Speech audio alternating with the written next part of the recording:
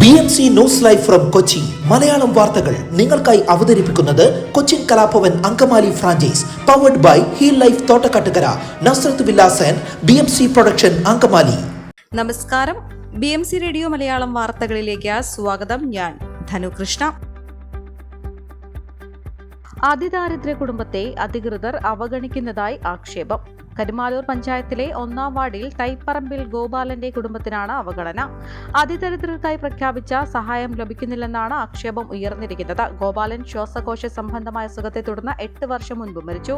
പിത്താശയത്തിൽ അർബുദം ബാധിച്ച് ഗോപാലന്റെ മകൻ പ്രശാന്തും 3 വർഷം മുൻപ് മരിച്ചു. പ്രശാന്തിന്റെ ഭാര്യ സോണി വാദസംബന്ധമായ അസുഖം കാരണം ജോലിക്ക് പോകാൻ വയ്യാത്ത അവസ്ഥയിലാണ്. ഗോപാലന്റെ 70 വയസ്സുള്ള ഭാര്യ ഉഷ പലവിധ അസുഖങ്ങളാൽ എഴുന്നേറ്റ് നിൽക്കാൻ പോലും കഴിയാത്ത അവസ്ഥയിലുമാണ്. കഴിഞ്ഞ വർഷം ഓണത്തിന് 700 രൂപ വിലയുള്ള ഭക്ഷ്യധാന്യ കിറ്റ് മാത്രമാണ് ലഭിച്ചതെന്നും മറ്റൊരു ആനുകൂല്യവും ഇതുവരെ ലഭിച്ചിട്ടില്ലെന്നും അമ്മയും മകളും പറയുന്നു. എന്നാൽ കഴിഞ്ഞ ദിവസം കൂടിയ പഞ്ചായത്ത് ഭരണസമിതി യോഗത്തിൽ പ്രസിഡന്റ് പറഞ്ഞത് കുടുംബശ്രീ വഴി എല്ലാ മാസവും ആവശ്യമായ മരുന്നും ഭക്ഷ്യധാന്യങ്ങളും കുടുംബത്തിന് നൽകുന്നുണ്ടെന്നാണ്. പൊട്ടിപ്പൊളിഞ്ഞ വീട്ടിൽ വിധവകളായ 2 സ്ത്രീകളും 14ഉം 9ഉം വയസ്സുള്ള 2 പെൺകുട്ടികളും ഭയന്നു വിറച്ചാണ് അന്തിയുറങ്ങുന്നത്. അതിദരിദ്രരെ സംരക്ഷിക്കുമെന്നും സഹായിക്കുമെന്നും പൊള്ളയായ വാഗ്ദാനം നൽകി ജനങ്ങളെ ഒരിക്കൽ കൂടി സർക്കാർ വഞ്ചിച്ചിരിക്കുന്നതായും പഞ്ചായത്ത് പ്രതിപക്ഷ നേതാവ് MM അലി ആരോപിച്ചു. മൂവാറ്റുപുഴ നഗരസഭയുടെ കീഴിലുള്ള ഡ്രീം ലാൻഡ് പാർക്കിലെ സ്തൂപങ്ങളും ശില്പങ്ങളും മരങ്ങളും വീണ്ടും തകർന്നു. പാർക്കിലേക്ക് പ്രവേശിക്കാൻ കഴിയാത്ത വിധത്തിൽ കളി ഉപകരണങ്ങൾ ഉൾപ്പെടെ നശിച്ചു കിടക്കുകയാണ്. ഇതിനിടയിലാണ് അവഗണന മൂലം മരങ്ങൾ വീണ് സ്തൂപങ്ങളും ശില്പങ്ങളും തകർന്നിരിക്കുന്നത്. ശില്പങ്ങളുടെ തല ഉൾപ്പെടെ 2ആയി പിളർന്ന് താഴെ വീണു. പാർക്കിലെ പകുതിയോളം വിളക്കുകൾ കേടായി കിടക്കുകയാണ്. വലിയ പ്രഖ്യാപനങ്ങളോടെ തുടക്കമിട്ട ബട്ടർഫ്ലൈ പാർക്ക് നിർമ്മാണം സാമ്പത്തിക പരാധീനത പറഞ്ഞ് വർഷങ്ങൾക്ക് മുൻപേ ഉപേക്ഷിച്ചു. കുട്ടികളുടെ കളിപ്പാട്ടങ്ങളിൽ ഭൂരിപക്ഷവും ഉപയോഗശൂന്യമായി മാറുന്ന സ്ഥിതിയിലാണ്. എല്ലാ വർഷവും ഇവിടെ ലക്ഷങ്ങൾ ചെലവഴിച്ച് നിർമ്മാണ പ്രവർത്തനങ്ങൾ നടക്കാറുണ്ട്. ചെലവഴിക്കുന്ന തുകയ്ക്കനുസരിച്ചുള്ള മാറ്റങ്ങൾ ഇവിടെ കാണാറില്ല എന്ന് പരാതിയും ഉയരാറുണ്ട്. പുതിയ ഭരണസമിതി വന്നതിന് ശേഷം 5 ലക്ഷം രൂപ ചെലവഴിച്ച് പാർക്കിൽ പെയിന്റിംഗ് ജോലികളും മറ്റും നടത്തിയിരുന്നു. കേന്ദ്ര സർക്കാരിന്റെ ഫണ്ട് ഉപയോഗിച്ച് നടത്തുന്ന പുഴയോര ടൂറിസം പദ്ധതിയുടെ ഭാഗമായി ഡ്രീം ലാൻഡ് പാർക്കിന്റെ നവീകരണത്തിന് വേണ്ടി 5 കോടിയുടെ വികസന പ്രവർത്തനങ്ങൾക്ക് അംഗീകാരം ലഭിച്ചിട്ടുണ്ടെന്നും അതിനാലാണ് മറ്റ് പ്രവർത്തനങ്ങൾ നടക്കാതിരിക്കുന്നതെന്നും കൗൺസിലർ ജോയ്സി മേരി ആന്റണി പറഞ്ഞു. തകർന്നു കിടക്കുന്ന പാർക്ക് നവീകരിച്ച് നഗരവാസികൾക്ക് തുറന്നുകൊടുക്കാൻ അടിയന്തര നടപടി സ്വീകരിക്കണമെന്നാവശ്യപ്പെട്ട് മൂവാറ്റുപുഴ പൗരസമിതി പ്രസിഡന്റ് ജിജോ പപ്പാലിയുടെ നേതൃത്വത്തിൽ മാത്യു കുഴൽനാടൻ MLA ഉൾപ്പെടെയുള്ളവർക്ക് നിവേദനം നൽകി.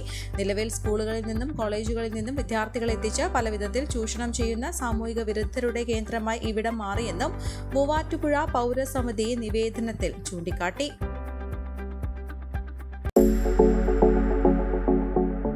കോവിഡാനന്തര കാലഘട്ടത്തിൽ ജീവനശൈലി രോഗങ്ങളുള്ളവർക്ക് സന്തുലിതമായ ആരോഗ്യ പരിപാലനത്തിന് ആലുവക്കടുത്ത് തോട്ടക്കാട്ടുകര ജംഗ്ഷനിൽ ഹീൽ ലൈഫ് തുറന്ന പ്രവർത്തനം ആരംഭിച്ചിരിക്കുന്നു.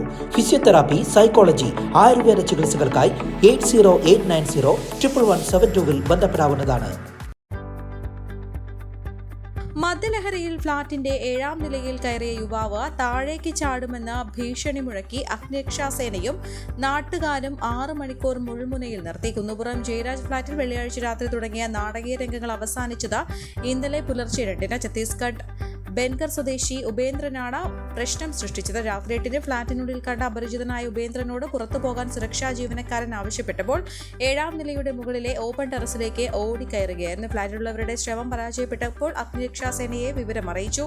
മണിക്കൂറുകളോളം പല തന്ത്രങ്ങൾ പയറ്റിയിട്ടും ഉപേന്ദ്രൻ താഴെ ഇറങ്ങാൻ കൂട്ടാക്കിയില്ല. ക്ഷീണിതനായതോടെ അഗ്നിരക്ഷാസേനയുടെ അനുനയങ്ങൾക്ക് മുൻപിൽ ഉപേന്ദ്രൻ വഴങ്ങുകയായിരുന്നു. യുവാവിനെ പിന്നീട് പോലീസിന് കൈമാറി. മട്ടാഞ്ചേരി 27 ആർട്ട് ഗാലറിയുടെ ഉടമ മറൈൻ ഡ്രൈവ് ലിങ്ക് ഹൊറൈസൺ അപ്പാർട്ട്മെന്റിൽ MV സത്യസായി അന്തരിച്ചു. സംസ്കാരം ഇന്ന് രവിപുരം ശ്മശാനത്തിൽ. ഭാര്യ ഗീത, മക്കൾ കൃഷ്ണസായി, കൈലാസ് സായി.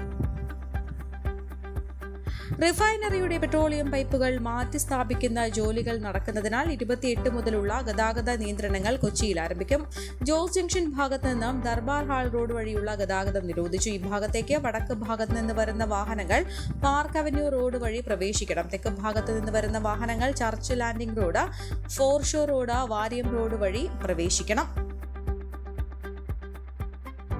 ഉയരപ്പാത നിർമ്മാണം മൂലമുള്ള ഗതാഗത കുരുക്ക് പരിഹരിക്കാൻ അരൂർ ഭാഗത്ത് കുണ്ടും കുഴികളുമായ റോഡിൽ കോൺക്രീറ്റ് കട്ട വിരിക്കാൻ ആരംഭിച്ചു. ഇതോടെ അരൂർ ക്ഷേത്രം അരൂർ ക്ഷേത്രം കവല മുതൽ വടക്ക് ബൈപ്പാസ് കവല വരെ ഗതാഗത കുരുക്ക് രൂക്ഷമായി. കണ്ടെയ്നർ ലോറികൾ ഉൾപ്പെടെയുള്ള വലിയ വാഹനങ്ങൾ ഇതുവഴി കടത്തിവിടാത്തതിനാൽ തുറവൂർ കുമ്പളങ്ങി റോഡിലും അരൂക്കുറ്റി റോഡിലും വാഹന തിരക്കേറി. ക്ഷേത്രം കവല മുതൽ റോഡിന്റെ പടിഞ്ഞാറ് ഭാഗത്തെ ഗതാഗതമാണ് കോൺക്രീറ്റ് കട്ടപ്പാകുന്നതിനാൽ അടച്ചത്. 3.5 മീറ്റർ വീതിയിലാണ് കട്ടപ്പാകുന്നത്. കട്ടപ്പാകൽ തീരും വഴി കിഴക്ക് ഭാഗത്ത് റോഡിലൂടെയാണ് ഇരുഭാഗത്തേക്കും വാഹനങ്ങൾ കടത്തിവിടുന്നത്. അരിക്കുറ്റി ഭാഗത്ത് നിന്ന് വരുന്ന വാഹനങ്ങൾ തെക്കോട്ട് തിരിഞ്ഞ് ട്രാഫിക് ബൂത്തിന്റെ ഭാഗത്ത് പുതുതായി സ്ഥാപിച്ച യു-ടേണിലൂടെയാണ് വടക്കോട്ട് തിരിയുന്നത്. KSRTC ബസ്സുകളും സ്വകാര്യ ബസ്സുകളും നിലവിലെ സംവിധാനത്തിൽ കടത്തിവിടുന്നുണ്ട്. എന്നാൽ ആലപ്പുഴ ഭാഗത്ത് നിന്ന് വരുന്ന ദീർഘദൂര KSRTC ബസ്സുകൾ തുറവൂർ കുമ്പളങ്ങി ഫെറി റോഡിലൂടെയാണ് സർവീസ് നടത്തിയത്. ഇതുമൂലം ഈ റൂട്ടിലും ഗതാഗത കുരുക്കുണ്ടാകുന്നു. തുറവൂരിലെ റെയിൽവേ ഗേറ്റ് ട്രെയിൻ കടന്നു പോകാൻ അടയ്ക്കുമ്പോൾ ഇരുഭാഗത്തും വാഹനങ്ങളുടെ നീണ്ട നിരയാണ് പ്രത്യക്ഷപ്പെടുന്നത്. ദേശീയപാതയിൽ വാഹനങ്ങൾ തിരിച്ചുവിടുന്ന സ്ഥലങ്ങളിലെല്ലാം പോലീസിനെ നിയോഗിച്ചിട്ടുണ്ട്. ഉയരപാത നിർമ്മാണത്തിന്റെ യന്ത്രങ്ങളും വലിയ വാഹനങ്ങളും കൊണ്ടുപോകുമ്പോൾ ഗതാഗത കുരുക്കും യാത്രക്കാരെ വലയ്ക്കുകയാണ്. അരൂരിൽ നിലവിലെ ഗതാഗത പരിഷ്കാരം എന്ന് അവസാനിക്കുമെന്നുള്ള അറിയിപ്പും ഇതുവരെയും വന്നിട്ടില്ല. മീൻ വറുതിക്കിടെ മത്സ്യബന്ധന ബോട്ടുകൾക്ക് ആശ്വാസമായി തളയൻ മീനുകൾ. നാട്ടിൽ പാമ്പാട എന്നും വിദേശത്ത് റിബൺ ഫിഷ് എന്നും അറിയപ്പെടുന്ന ഇവ ഏതാനും ദിവസങ്ങളായാണ് മുനമ്പത്ത് ബോട്ടുകൾക്ക് ലഭിച്ചുകൊണ്ടിരിക്കുന്നത്. വല ഉപയോഗിച്ചും ചൂണ്ട ഉപയോഗിച്ചും പിടിക്കുമ്പോൾ വിലയിൽ വ്യത്യാസം വരുന്ന മീൻ എന്ന പ്രത്യേകത കൂടി തളയനുണ്ട്. വലയിൽ കുടുങ്ങുമ്പോൾ ശരീരത്തിന്റെ ഉപരിതലത്തിലുള്ള വെള്ളി ആവരണം നഷ്ടമാകുന്നു. ഇത്തരത്തിൽ കാഴ്ചയ്ക്ക് പൊലിമ കുറയുന്നതോടെയാണ് വിലയിലും കുറവ് വരിക. ഇത്തരത്തിലുള്ള തളയനാണ് ഇപ്പോൾ മുനമ്പം ഹാർബറിലും മറ്റും എത്തിക്കൊണ്ടിരിക്കുന്നത്. കിലോഗ്രാമിന് 110 മുതൽ 120 വരെ രൂപയ്ക്കാണ് കച്ചവടം. അതേസമയം ചൂണ്ട ഉപയോഗിച്ച് പിടിക്കുമ്പോൾ കേടുപാടുകൾ ഒന്നും സംഭവിക്കാതെ തിളങ്ങുന്ന നിറത്തിൽ കിട്ടുന്ന പാമ്പാടയ്ക്ക് വില കൂടും. കടലിൽ നിന്ന് ലഭിക്കുന്ന മറ്റു മത്സ്യങ്ങളുടെ അളവ് വളരെ കുറഞ്ഞിരിക്കുകയാണെന്നും ബോട്ടുകാർ പറയുന്നു. അപ്രതീക്ഷിതമായി തളയൻ രക്ഷകനായി അവതരിച്ചതോടെയാണ് മേഖലയ്ക്ക് ആശ്വാസമായത്. വർഷങ്ങൾക്ക് മുൻപ് പലവട്ടം വൈപ്പിനിലെ ഹാർബറുകളിൽ തളയൻ ചാകര ദൃശ്യമായിരുന്നു. വൻതോതിലാണ് അന്നൊക്കെ ബോട്ടുകൾക്ക് ഈ മത്സ്യം ലഭിച്ചത്. പ്രാദേശികമായി വിറ്റുപോകാറുണ്ടെങ്കിലും കയറ്റുമതി വിപണിയിലാണ് പാമ്പാടയ്ക്ക് കൂടുതൽ പ്രിയം. ഈ വാർത്തയോടുകൂടെ BMC റേഡിയോ മലയാളം വാർത്തകൾ സമാപിക്കുന്നു. നന്ദി, നമസ്കാരം.